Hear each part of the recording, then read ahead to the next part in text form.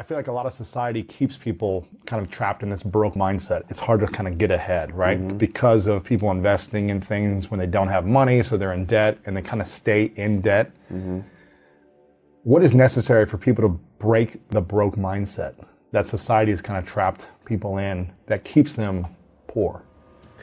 So I think like people have two sets of resources, right, that they allocate. So they've got time and they've got money. Yeah. And so if you look at someone's bank statement and you look at their calendar, you know what their life is. And you can also predict where their life is going to be in X amount of years, right?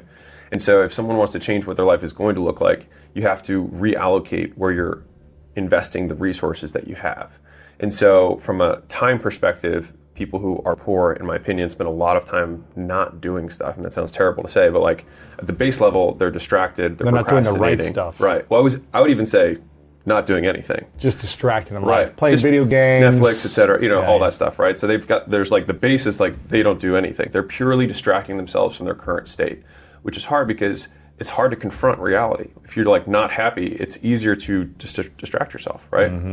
Now, the level above that is you've got people who are operating, they are working every day, but they're operating in low leverage opportunities, right? So they're doing things that do not give them a lot of return on their time, right? And so it's like I could work, it doesn't matter how many hours I work at McDonald's, like it's very, very difficult to become wealthy there, right? It's just near impossible, right?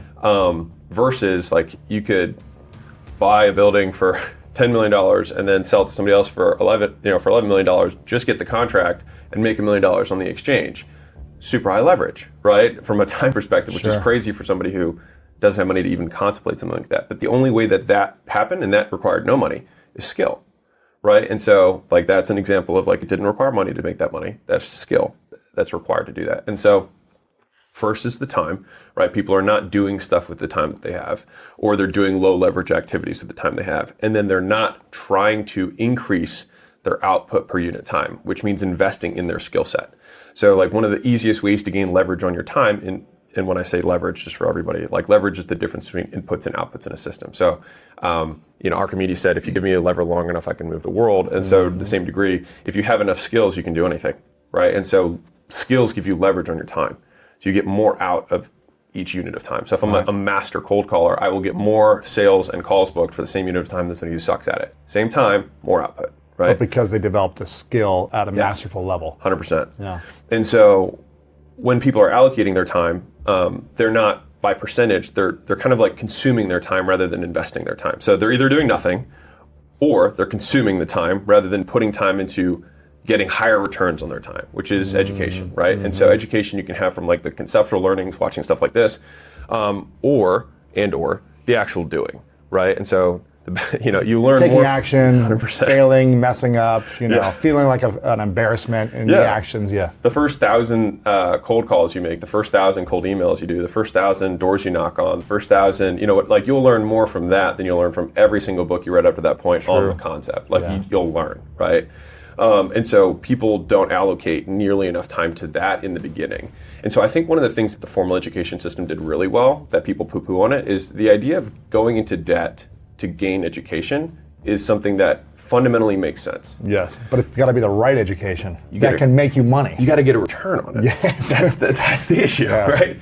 You have to get a return on it because like the idea of borrowing from a future self that can make more money to pay for the thing that you're getting the skill for makes total sense.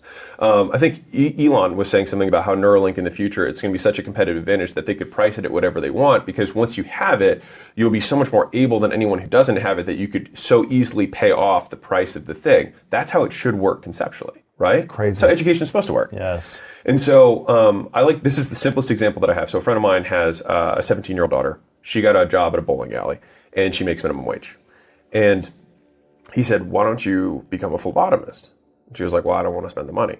He's like, it's $500 and it's a 2-day certification. And then after you have that, you make $25 an hour. So she didn't have the money. Now she could save it to get the $500, right? Or she could take a loan for the $500 from her dad and pay it back in a week, right? Because she has higher earning capacity. And so it was like she could either save for 8 weeks, right, from her bowling alley to pay the $500, or she could take a loan for the $500, do the 2 days, and then pay it off in a week. So at that 1 week, she now has 7 more weeks of earning capacity. This is a micro example, right? 7 more weeks of earning capacity at her new level, and she'd be net positive on the next 7 weeks of earnings, right? And so that's just a micro example of like what skill investing does.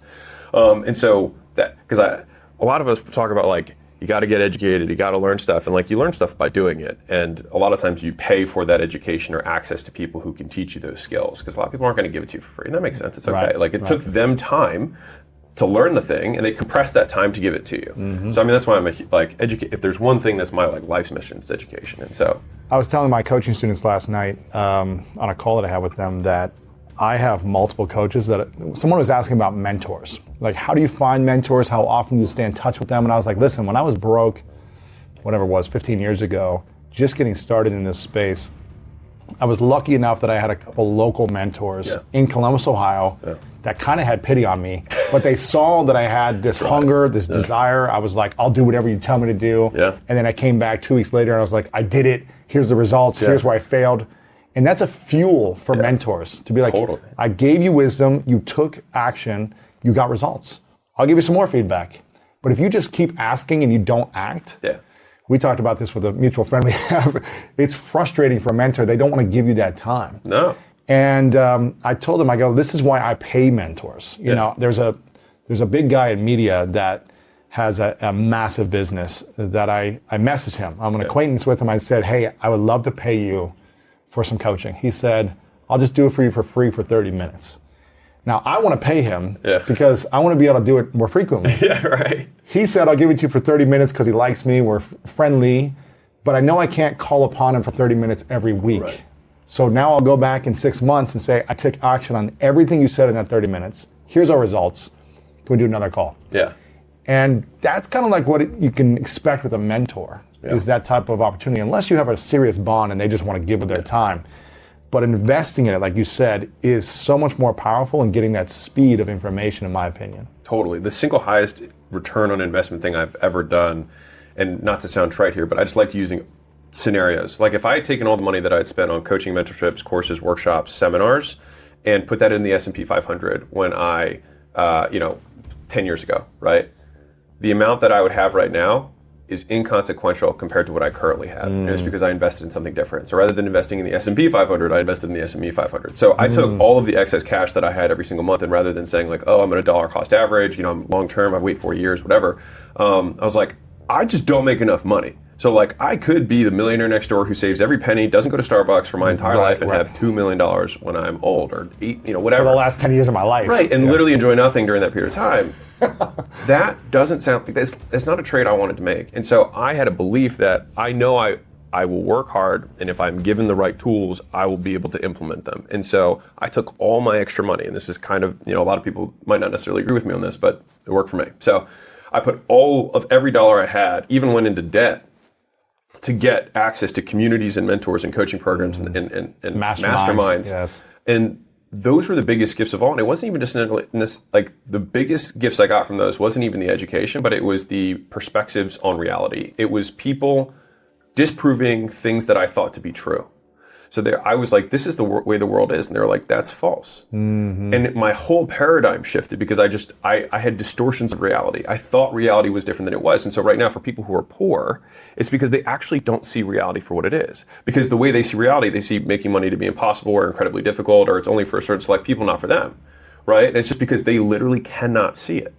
And so I'm trying to think of an example of when like you can see something that, an easier example is like kids and parents, right? Like a kid thinks the world is a certain way, and the parent's like, you just haven't seen enough stuff yet. And so, as you level up in the entrepreneur space, there's also just more levels of that where other people are like, this is the perspective you need to have. And you're like, no way, that's possible. And so that's where those rooms gave me the highest ROI. The other skills, because there's so many people there that are trying to learn the same things, they already said, hey, get this program, read this book. And so they helped sift through the mountain of information that's out there, because I only have one resource, which is time at that time, right? And so it's like, okay, I'll spend it, but where do I spend it? And they were like, okay, if you want to learn real estate, these are the top 3 guys. You can join this Facebook group, get into this guy's community. He has a coaching program that helps you do wholesaling. This guy's a coach that does Airbnbs. This guy does, and so it's like, which one do I choose? The answer for everybody who's curious is do them all. Because you're just like, you're not, like people are like, which one should I do? I'm like, you're not going to be poorer by learning more. Right. right? And then it's not like you have a finite capacity to learn. The more you learn, the better you get at learning, right? And then the more lines and synergies you find between different skill sets and opportunities. The more dangerous you become. 100%.